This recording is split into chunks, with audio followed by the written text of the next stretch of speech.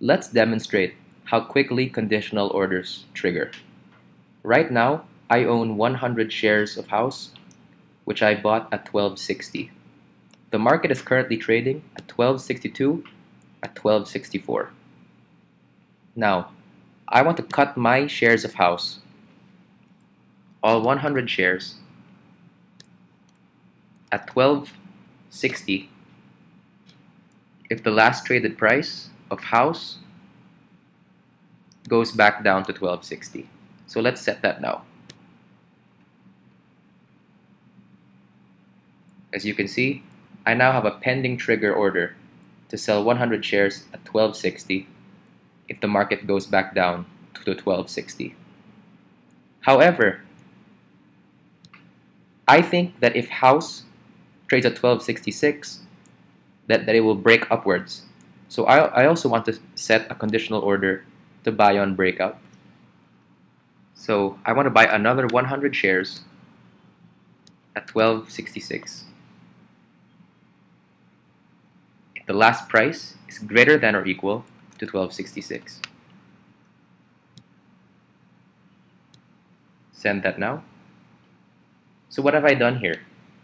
I've set two conditional orders. The first one that we set will sell my stocks if House goes down to 12.60, and the other order will add to my shares if House breaks up to 12.66.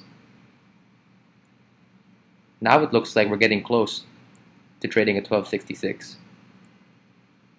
Let's pay attention to once this triggers, we should have another order to buy.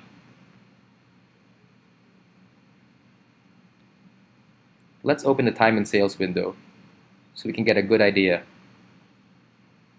of when the trades are happening. As you can see, all the trades so far have been at 12.64, which will trigger neither of our orders.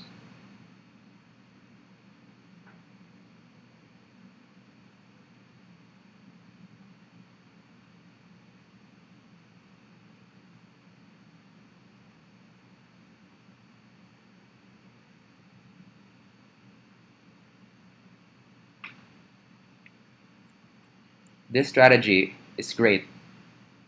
Oh, let's look at that. Our order to buy House is filled. Let's have a look.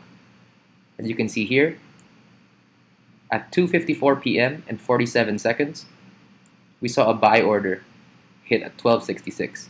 And immediately, our order was triggered to buy the 100 shares.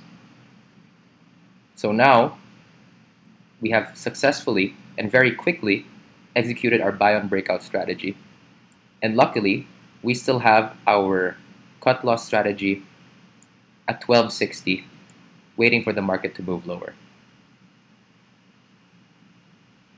All it took is one trade and 1 second for our trade to be triggered.